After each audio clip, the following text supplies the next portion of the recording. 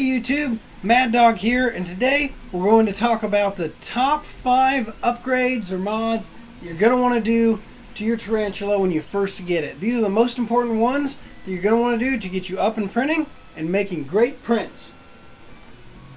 You'll find links in the description below to everything that I'm talking about today that needs a link, of course. The first thing you're going to want to print is a parts cooling fan bracket. And of course then you're going to need to buy some parts cooling fans. Now the Thingiverse link includes instructions on what you should probably buy and tells you kind of where to get them. I just bought mine right off of Amazon and they work just fine. The important thing about the parts cooling fan is that it kind of freezes everything in place. Without the parts cooling fan, you're laying hot filament down.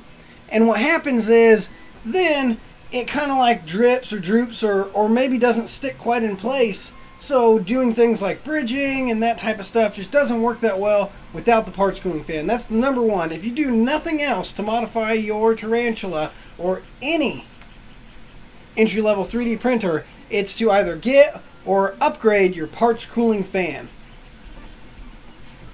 Number 2, specifically for the tarantula here, is a spool holder. Now the tarantula doesn't come with any type of spool holder. A lot of other entry-level printers do, but specifically for the tarantula you get absolutely nothing. I would definitely not suggest just sitting your spool on the table and letting it pull. You're going to get inconsistent extrusion. It's not going to be what you're expecting.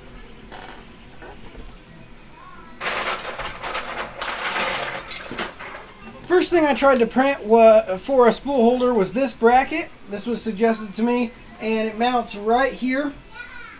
I didn't really like this because it was pulling on the whole body, and I felt like that was going to throw off my prints maybe. Not to mention that it bent a little bit under load, and it did eventually break here. And so this didn't work out too well. I decided not to do another one of those.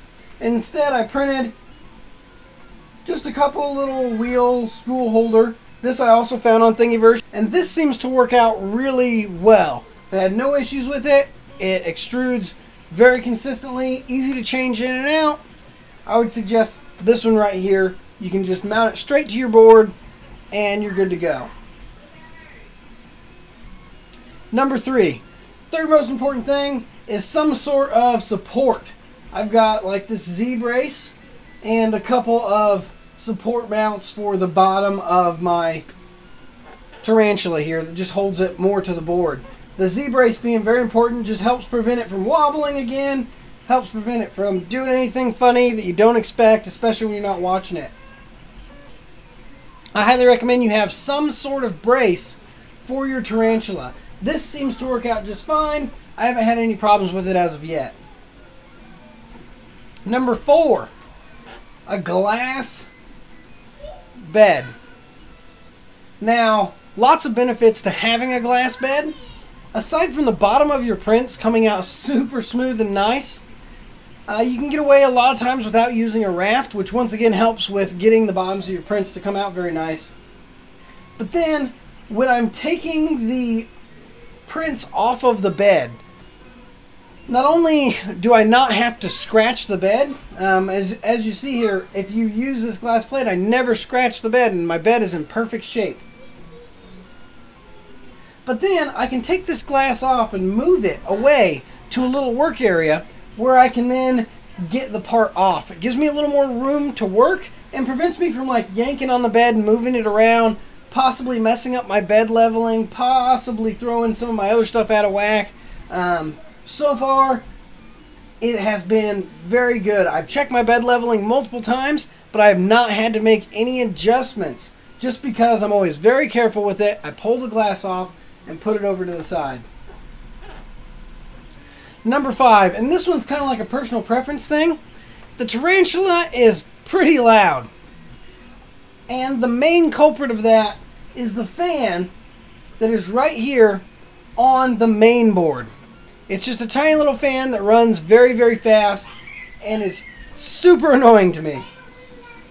So what I ended up doing was printing, once again, another bracket and putting a bigger fan on it so that it could spin at a lower speed and move just as much air while creating less noise. So there you have it, guys. Those are my top 5 things, the first 5 things you're going to want to consider when you buy your Tevo Tarantula. And I would say at this point, I'm really happy with the way it's running.